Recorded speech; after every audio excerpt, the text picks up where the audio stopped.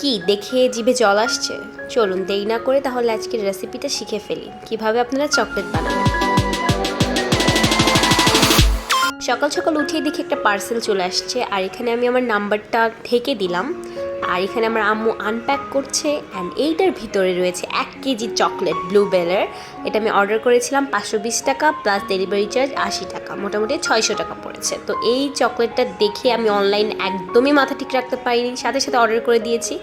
And এটা basically bakery টুল নামে এক পেজ থেকে আমি নিয়েছি। তো এখানে এই যে সুন্দরভাবে আমি এটা খুলে ফেললাম, আর এই যে ভিতরে হচ্ছে চকলেটটা। কারণ ওয়েট যে কখন আসবে, তো আমি আসলে 2-3 দিন ধরেই পাইচারি করছিলাম যে কখন আসবে আর ফাইনালি চলে আসছে। অ্যান্ড এরকম মোট 4টা আসলে বার থাকে, এক একটা হচ্ছে 250 গ্রাম করে। আমি একটু টেস্ট করে দেখলাম, অ্যান্ড আমরা ছুরি নিয়ে আসছিলাম, তো এটা দিয়ে টেস্ট করে দেখবো এই যে টোটাল বারটা। এটা হচ্ছে হাফ কেজি 1 কেজি, ওকে। তো আমরা হচ্ছে একটু একটু করে সবাই টেস্ট করে দেখছিলাম, অ্যান্ড ফর্চুনেটলি এটা অনেক ভালো ছিল, চকলেটের কোয়ালিটি ভালো ছিল। আমি টোটালি এটা এক্সপেক্টই করি নাই যে মাত্র 520 টাকাতে আমি 1 কেজি চকলেট পাবো, অ্যান্ড এটা কোয়ালিটি এতটা ভালো হবে। নর্মাল চকলেটটা খেতে যতটা মজা, এর থেকে এটাকে একটু কাস্টমাইজ করে যদি একটু চীনাবাদাম আর একটু কিশমিশ দিয়ে আপনারা চকলেটটা মেল্ট করে অন্যান্য উপাদানগুলো অ্যাড করে যদি আপনারা সেট করেন, তাহলে ট্রাস্ট মি ওইটার স্বাদ আরও অনেক বেড়ে যাবে। তো এখন হচ্ছে যেটুকু দেখতে পাচ্ছেন আমরা খেয়ে ফেলেছিলাম একটু, আর এইটা পুরাটা হাফ কেজিটা এখন আমরা বানাবো। অ্যান্ড আমাদের কোনো মোল্ড ছিল না, বারের মোল্ড, তাই আমরা এরকম একটা পাউন্ড কেকের মোল্ড নিয়ে নিয়েছি। আর এই পাউন্ড কেকের মোল্ডই আজকে আমরা টোটাল চকলেটটা বানাবো। আর আমরা এখন সব কিছু পিস পিস করে কেটে নিব টোটাল চকলেটগুলা। অবশ্যই চকলেট মেল্ট করতে হলে এটা ডাবল বয়েলের মাধ্যমে মেল্ট করতে হয়, না হলে চকলেটটা পুড়ে যায়। তো এখানে আমরা ছোট্ট একটা 4 পাতিলের উপরে আরেকটা কাচের বাটি দিয়ে নিয়েছিলাম। এটা হচ্ছে আপনার হিট প্রুফ, তাই আমরা এটা ইউজ করেছিলাম। আপনাদের বাসায় যে হিট প্রুফ বাটি থাকবে অবশ্যই ওইটা ইউজ করতে হবে আপনাদেরকে।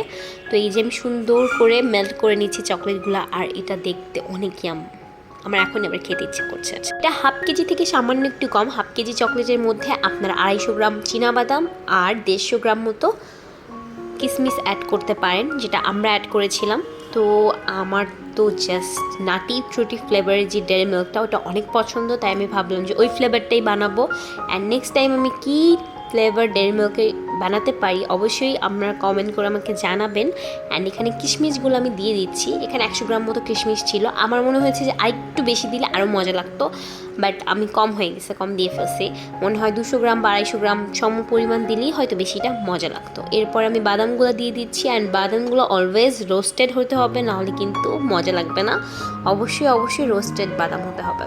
তো এই যে আমরা এখন সুন্দর করে এটা মিক্সড করে নিব, অ্যান্ড পুরা চকলেটটা মেল্ট হয়ে যাওয়ার পরে কিন্তু আমরা সব কিছু অ্যাড করেছি। আর এছাড়া আমরা কিছুই অ্যাড করব না, মানে সব কিছুই এই চকলেটটা অলরেডি অ্যাড করা আছে। জাস্ট টেস্টটাকে এনহান্স করার জন্য আমরা কিছু জিনিস অ্যাড করলাম, ফ্লেভারটা চেঞ্জ করার জন্য।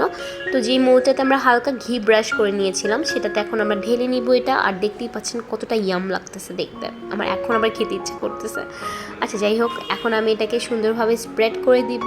অ্যান্ড আমার আম্মু আমাকে হেল্প করছিল, বেসিক্যালি আম্মুই করছিল, আম্মুকে হেল্প করছিলাম। আর এখানে ঠান্ডা পানি একটা বাটিতে করে রেখে আমরা সুন্দর করে এটাকে সেট করে নিলাম। আর দেখতেই পাচ্ছেন বারটা কত সুন্দর হয়েছে।